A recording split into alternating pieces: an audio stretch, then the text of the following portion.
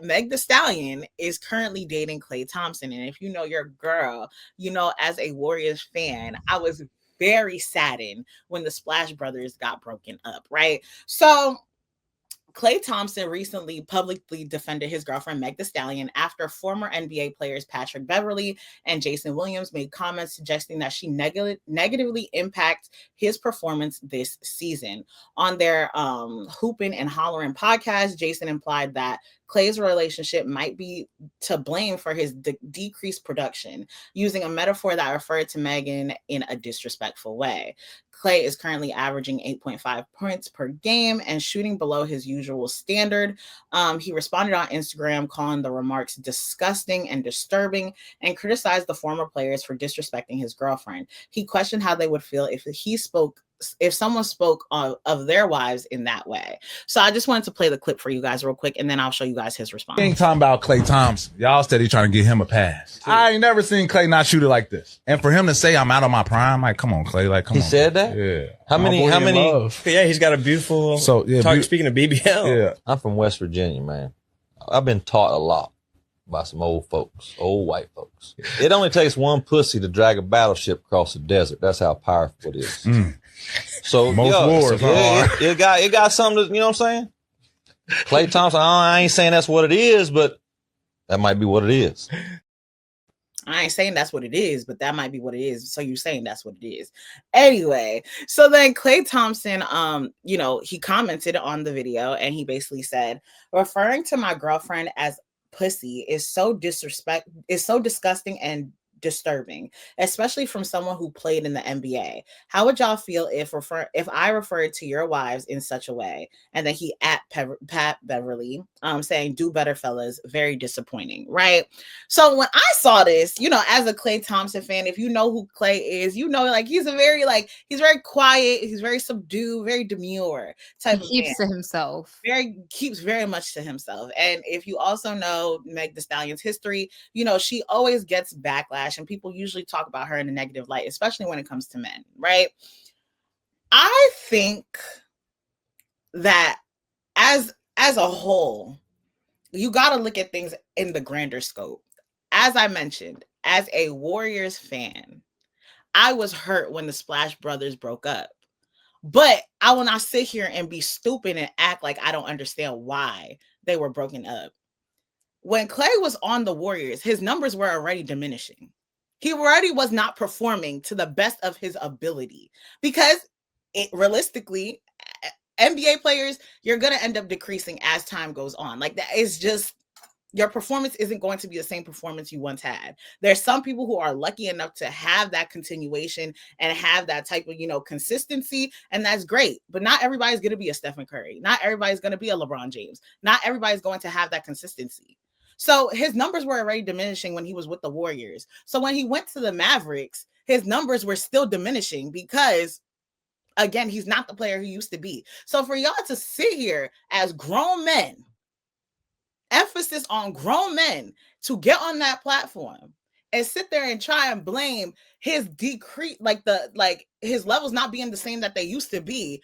Meg Thee Stallion is like, he talking about some Pat Beverly talk about, I ain't never seen Klay's shooting numbers be like, clearly you haven't been watching the NBA because that's exactly how he got to be with the Dallas Mavericks. If he would have still been shooting in his prime, the Warriors would have never let him go. Like, it's just people that are just like, again, sometimes you think because these people are a part of the league, they would have more common sense, but common sense ain't common all the time.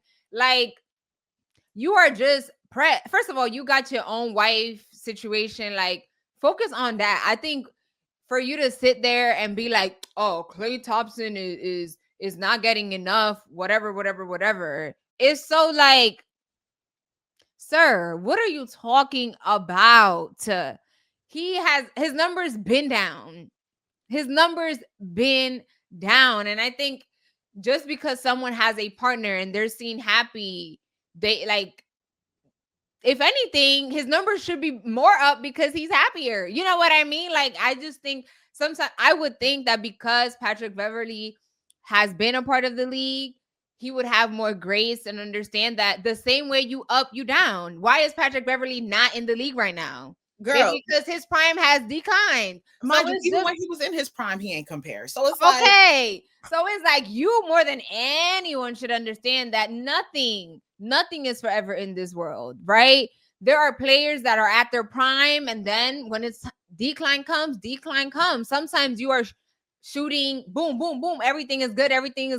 And then all of a sudden, things don't be good. I don't think that's a reflection of like, oh, Klay Thompson isn't working hard enough anymore, or he doesn't want it, or this, whatever. As athletes, I'm sure you guys understand that the same way you are high, there are lows. And that's just what it is. And again, just because you want to say that, you didn't have to disrespect Meg Thee Stallion to make your point. If that is in fact how you feel, like, oh, Meg Thee Stallion is, being a distraction for Klay, you could have just said that. You did not have to drag Meg's name, her character, whatever, their sexual life, what they got going on in order to get your point across. Like sometimes it's not even what you say, it's how you say it. Right. And I just think for me, I love to tell people this. Like, if I said that to you, would you feel some type of way? Because the amount of times men don't play, well, oh, don't disrespect my wife, don't disrespect my mama. But if I sat here and I said, mind you, Pat Bev, you're known for being a pest. Like, that's really what you're known for. Like, you're known for being an annoyance on the field.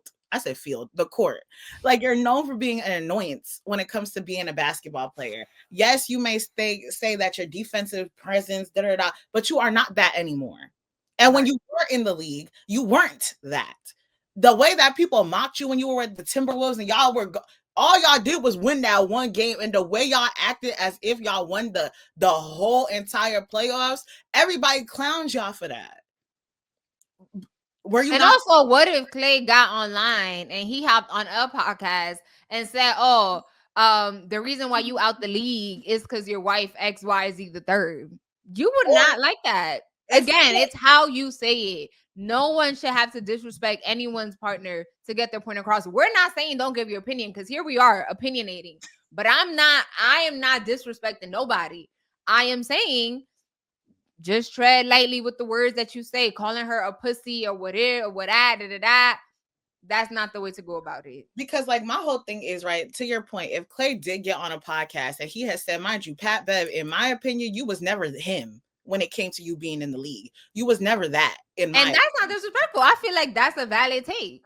I just feel like you was never that. So if I sat here and I said, maybe if your mom had put her poom poom on a man with some better D and some better genes, that you could have been him, would that be me being disrespectful? But again, it's how, I'm not saying that's what it is, but I'm saying that's what it could be. You see how that looks? You see how that sounds? It sounds crazy, don't it? Okay, then. Right. So let us get into our sports corner. You got 24 seconds and it's starting right now. You got 24 seconds. So, what was I going to say? What is our first topic, Shayla? So the first topic that we're going to talk about in the sports corner is the Mavericks, talking about the Dallas Mavericks, honey. We'll continue on that theme. The Dallas Mavericks fired general manager Nico Harrison on Tuesday of this week, an admission 9 months later that the widely criticized trade of Luka Dončić backfired on the franchise. The Mavericks appointed Michael Finley and Matt Riccardi as co-interim general managers to oversee basketball operations. So when this news broke about Nico Harrison being fired, honestly, I feel like it took long. I thought it was gonna happen immediately, because if you guys remember when Luka Dončić was traded, baby, that was like, it took me honestly a good 2 weeks to process that, because, and mind you, it's who they got for, like, Luka was the star of, like, the future of the league. The season before had just took them, I remember if it was the finals or to the second round, baby, they was up and popping, right? And they got, I forgot what's the Lakers' name. I'm blanking on his name. Anthony Davis. Yes, they got Anthony Davis and somebody else for Luka Dončić. And the whole time they were saying it's because, oh, Luka was too fat, his health was not good, Mind you, him and his thickness, honey, carried the Dallas Mavericks. And all the fans were pissed, as they should have. And baby, they were bringing coffins to the Dallas Mavericks stadium. They went all out. Like, they were screaming like, fire Nico, fire Nico. Like, it was, the fans really were on Nico's behind. So I thought, oh, baby, they're going to fire him immediately. Expeditiously. Exactly. But no, it took them some time. It finally happened. And I feel like this is something that had to happen. And another news that I saw is that the fact that Anthony Davis is dealing with some sort of like physical situation, debilitation, which we all knew because it's Anthony Davis, right? Like, even when he was in the Lakers, he is great until he is not. So that's what made it so baffling. It's like, you coming for Luka, who is super young, has so much wiggle room and so much like ahead of him, for Anthony Davis that's much older and has already been struggling with injuries. Like, what type of transaction was this happening? So apparently, like, Nico was trying to force Anthony Davis, like, oh no, he good, da-da-da. But in reality, he is dealing with some injuries. And it's just like, in order for the Dallas Mavericks franchise as a whole to be able to move forward from this Luka trade, will they ever really be able to move away from it? I don't think so, because anytime that the Lakers now flourish because of Luka, like, it's gonna be on site as a Dallas Mavericks fan, like, that could have been us type of energy. So it's like, it needed to be done. I was not surprised at all, and good luck to the Mavericks. I think for me, I think it was very shocking because, like you mentioned, it's like, this is your star player, like the person who you was like, even Luka said, I thought I was gonna be with that team forever, you know. So it's just like, you did all this and look at the results. Mind you, I don't know where in anyone's right mind they thought, like, I get it, some people love Anthony Davis down, and I feel like he was better when he was on the Pelicans versus wherever he ended up at now, right? But the problem with him is he's always been injury prone. That man can never have a consistent season where he is not injured. So for y'all to think that y'all were getting a better deal out of him than y'all had with Luka, mind you, weight or not, that boy was balling out to the point where I didn't like him when he would play my teams, because I'm like, why are you shooting like this? We got a problem. Yes, I like Luka, and I think also it's like, for them to put all of this like smears, oh, it's because he's like, he needs to lose weight. It's like, please miss me with all of that. We're talking about the NBA. Y'all got all the resources. Like, what? And that's why I really do think that Nico has some sort of inside game with the Lakers, and he really wanted them to flourish, because ain't no way you thought that was okay. Like, what? Yeah, and I think also when it comes to like this whole topic about his weight, like, everybody has this conversation about Zion Williamson too. And I feel like he's just as injury prone. So it's just like, I feel like people give him more grace, and like the way that they keep him on the team. Mind you, this man be injured half the time. They always talk about his weight, and he's still in and out of coochie every day, having another kid with a different porn star. So at least Luka on the field, like you said, on the court. Right. Luka was on the court. He was always showing up for his team. So it's just like, I don't know. Like, I'm surprised it really took them this long. Mind you, every game the Mavs had, it was fire Nico, fire Nico. This man got death threats, all this. Honestly, I would have let myself go. Right. I mean, you must have known this was coming though. Like, I think also the shocking factor is like, usually when a trade is gonna happen, there's like 1,000 rumors before it actually happens. But this was like not undercover nighttime, like, oh my God, what just happened? Even like with his like the firing, I remember I saw Shams posted it on like Instagram. He was like, well, at 10 o'clock today they firing Nico. I'm like, so they told you? I was like, this is crazy. But I'm, again, to our point, I'm not surprised. And another thing that I'm not surprised at, as you know, Rebecca is a Giants fan. Yes, I mentioned the Chiefs. I'm a part-time fan for them, but I'm a full-time Giants fan. Okay. So the New York Giants fired their head coach, Brian Daboll, after nearly 4 seasons, during which he recorded a 20-40 season, right? Well, 20-40 record through his 4 years there, and 1 playoff appearance. While poor performances was the main issue, several internal concerns accelerated his dismissal. According to reporting, the front office believed that the Giants' 2-8 start did not match the roster's talent and felt Daboll's staff failed to maximize players, highlighting by star Saquon Barkley and Daniel Jones thriving elsewhere. Daboll's emotional outbursts also became a problem, including incidents involving medical staff and offensive coordinator Mike Kafka. I believe that's how you name. I think that's how you pronounce it. Sources further cited inconsistent decision-making, too much focus on outside criticism, and despite Daboll strongly advocating for draft rookie quarterback Jaxson Dart, it wasn't enough to save his job. Now, also, let me show y'all what Nico looked like. I forgot to show y'all earlier. That's Nico. That's the one they let go from the Mavs. Y'all see him? Yeah. And now this is Brian Daboll, okay? And that's the Giants head coach at the time. Well, he was the Giants head coach. As a fan, let me say this. I got many thoughts, but real quick thoughts. I am not surprised by this. Honestly, they should have let him go last season. I saw everything I needed to see last season. I already knew that he wasn't the right person for this team. I've been knew that. People were buying helicopters or planes or whatever with the banners. Yes, that's that. Fire. They were saying fire the GM, fire the head coach. The fans was sick of this man. They've been saying he wasn't the man for the team. So when I saw this firing, I was surprised because I had just left the house. Like when the news came out, I had just left the house. I got to work in 15 minutes. In the span of that 15 minutes and me leaving my house, that's when the firing happened. I was surprised because I was like, what? Like, what was the last straw type thing? What was the last straw for y'all?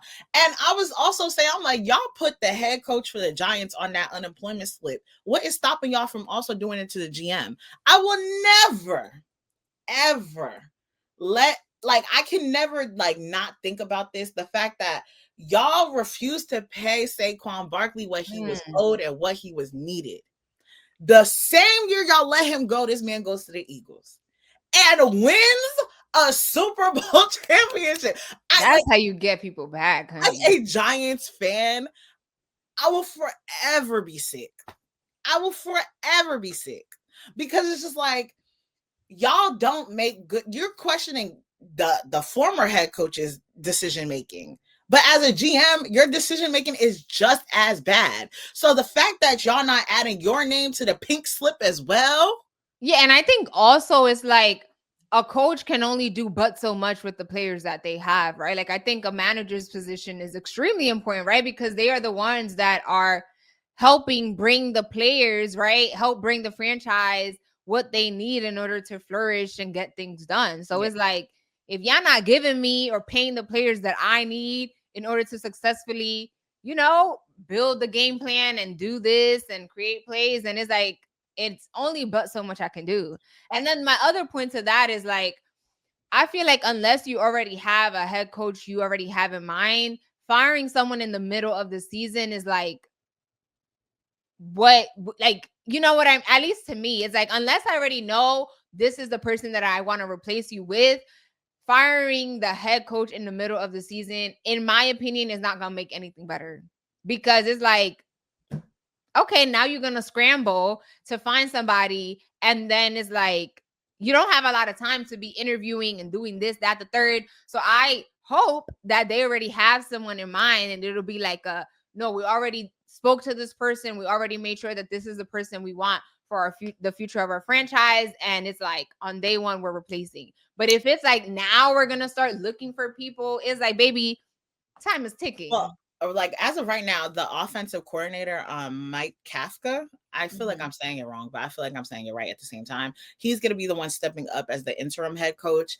And like, I just want to say this also, as a Giants fan, I would be wrong to not sit here and admit, like, the Giants are doing exactly what they're supposed to do, which is disappoint me half the time. They're not going nowhere anyways. Right. I'm sticking right beside them, right? Like I like pain, I like disappointment. Clearly, I'm a masochista. Like, what can I say? Right. So I think for me, the problem is we need to clear house from the top to the bottom. Like when I say I need medical staff gone, offensive coordinator, defensive coordinator, GM, head coach, assistant coach, I need everybody gone. White, clean slate. Everybody need to be out. I'm so sorry. Even the chef of the team need to go. I need the chef got nothing to do with nothing. That's crazy. Everybody, house clean. I don't know if it's house cleaning, spring cleaning, winter cleaning. I don't know what it is. Everybody needs to be given a pink slip today. I need everybody to start from the bottom up because it's not working. And I remember when I was so excited because I'm like, Russell Wilson is coming to the Giants. I was like, they need that veteran presence, this, that, and the third. And this man was on his back more than a $2 hooker. Like, I never. Girl, all them preseason wins was just all a facade. I was just like, oh my God. Not funny, but them preseason games, honey. And like, I don't like to, listen, I'm woman enough to admit when I'm wrong, but I hate the taste of it. And I'm so upset that he has not shown me anything that like proves the points that I was giving. And then you got Jaxson Dart. Is it Jackson? Yeah, Jaxson Dart. He's currently in concussion protocol right now. So now y'all down for 2 because they definitely not. When he went down in the game, mind you. Oh, this is another stat I wanted to show y'all. It's like every time the Giants had a lead and were able to win, they 0-4. Look at this. Like at one point they were 37-34, lost. 14-3, lost. The one with the game that recently just passed with the Chicago Bears is like they were 20-6.